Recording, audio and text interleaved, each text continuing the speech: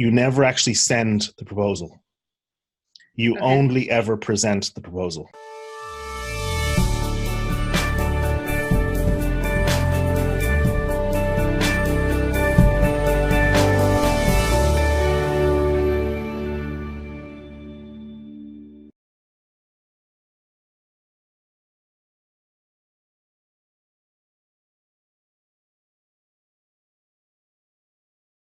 That's the sales call.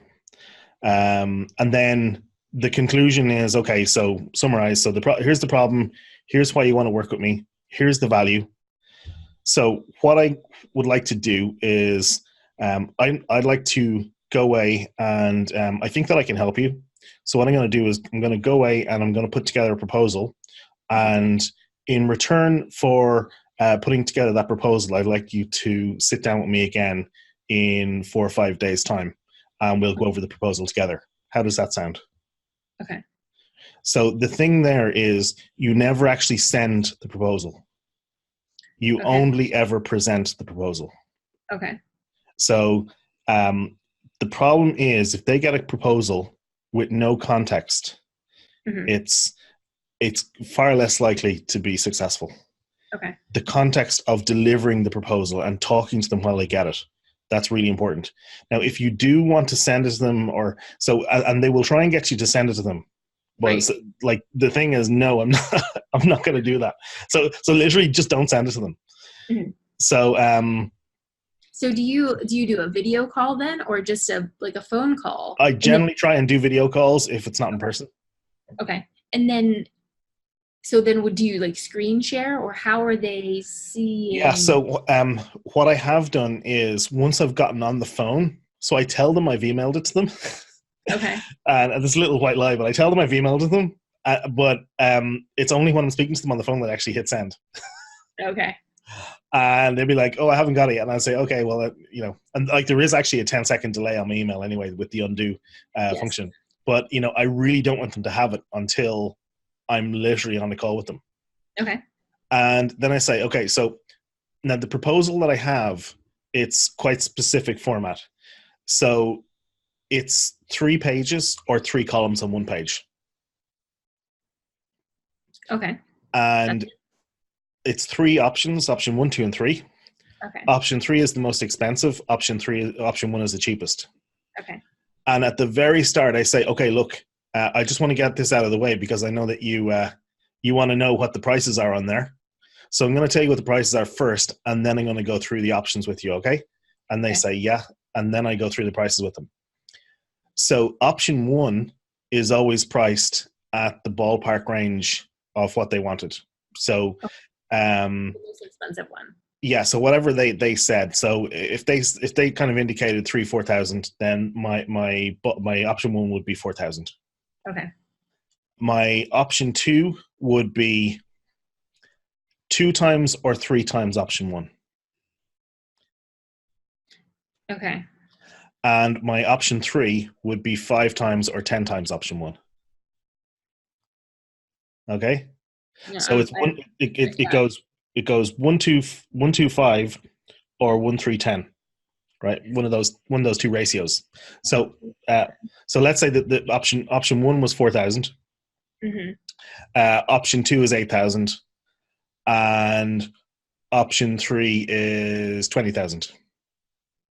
So you see, right? So so the base one, option 1, was in their ballpark.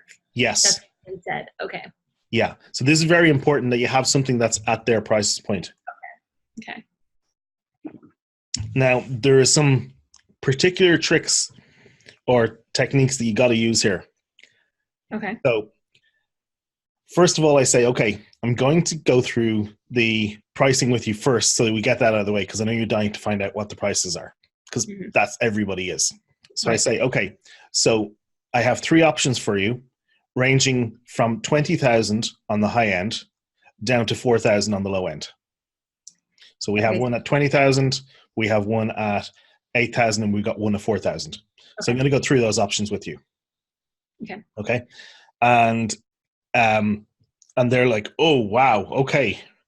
So I say, what I'm going to do is I'm going to go through what's on each of those options so that you understand. So the key point here is to give them the high number first. Okay. They have to get that high number first because it's the anchor. Okay. So it puts the other numbers into context. Yeah.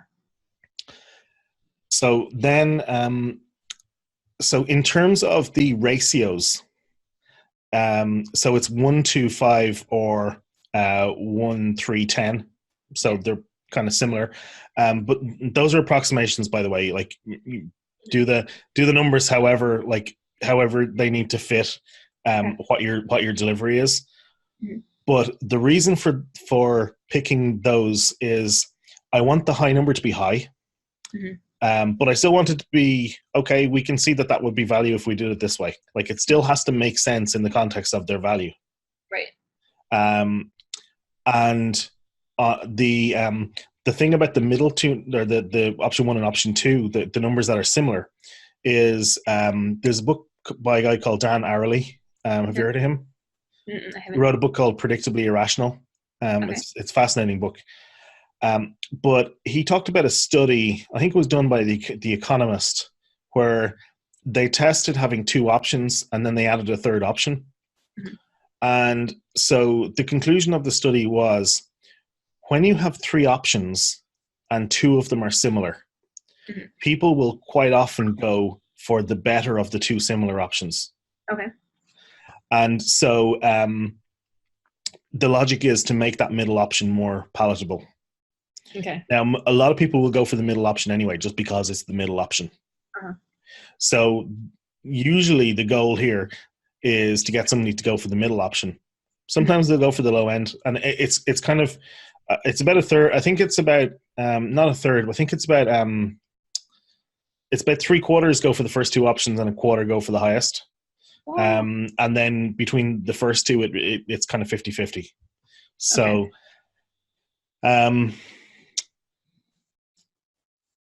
So yeah, so you've got your 3 options, and you have they're kind of still getting over the shock of the high end price. Yeah. So I say, look, okay, what I'm going to do is I'm going to go through option 3, the high end one, and everything that's on there, the things that are on the other options are also on there. So if I explain everything that's on this, you'll understand what's on the other options as well. Okay. I say, okay, so first of all, just on the price, what I like to do is I like to do some brainstorming. I like to do what if they won the lottery? Mm-hmm. Okay, so this is me just putting everything that I think that could possibly be of value into this project. So I just imagine, okay, if they won the lottery and they had an effectively unlimited budget, what are all the things that we could do? And that's what this is. And this kind of makes them relax now a bit, because they're like, oh, okay, now I get it. So, and I say, look, I don't necessarily expect that you're going to go for this one, but you might see something on here that's not on one of the other options. So that's why I want to have it here, because I want you to see all the things that are available. Okay. So if you see something here that you want on one of the lower options, that's okay. We can be flexible about that. We can make that work. Okay. So what I do then is I go through all of the deliverables that are on option 3. Now, option 2 is a subset of option 3, and option 1 is a subset of option 2, because it's just removing stuff. So by the time we get to the bottom of that, then we go into the next one, and then we go to option 1. And by the time we get back to option 1, which doesn't have all that much stuff in it, but it is the bare minimum that they asked for. Okay. And so now at this point, they're saying, okay, that's kind of cool. It would be so option 1 is doing the bare minimum of what they asked to get them the results, and option 2, there's a lot more kind of flesh on the bones. There's a lot more nice things. Now they're tempted by option 2. Mm-hmm. And so at that point I say, look, there's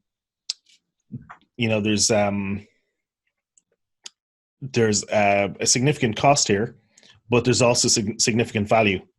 Mm-hmm. Because I know that if we did this, we can get much closer to your business goals of wanting to improve, your sales by $400,000 a year or whatever that was.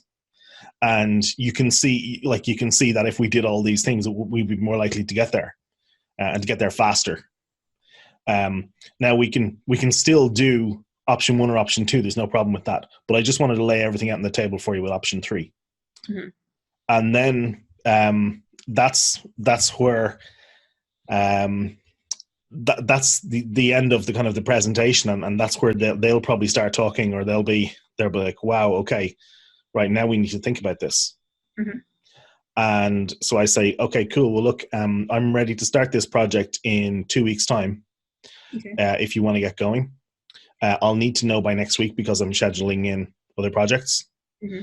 And if you decide that you want, let's say you want to do option 2 plus, one thing off option 3, we can do that, no problem. Let me know, and I'll come back to you with a specific price on that. Okay. And at that point, that's it. I'll say something like, do you already know how you want to proceed, or do you want to take some time to figure that out? And usually they'll want to take the time, figure it out, and come back to me. And so I don't have any contracts or legal documents in that. Mm-hmm. Now there is, so that's the current approach that I have. I used to have a slightly different approach, which is based on Alan Weiss's template, mm-hmm. where he has a proposal that people can sign. Okay. And he has at the bottom of it, please tick the box for the option that you prefer and sign below, or transfer, or make a payment in the amount for the preferred option, and I'll take that as approval for the project. Okay. So basically, he gets them to either make a prepayment or to sign the thing, and that's in the proposal. But he does send it to them, whereas I think the way of presenting it is better. Okay. Thanks for watching. If you found this useful, please hit subscribe to get more like this in future. And if you liked the video, please hit the like button. That helps to promote it and really encourages me to keep doing more videos like this. Thanks again. See you in the next video.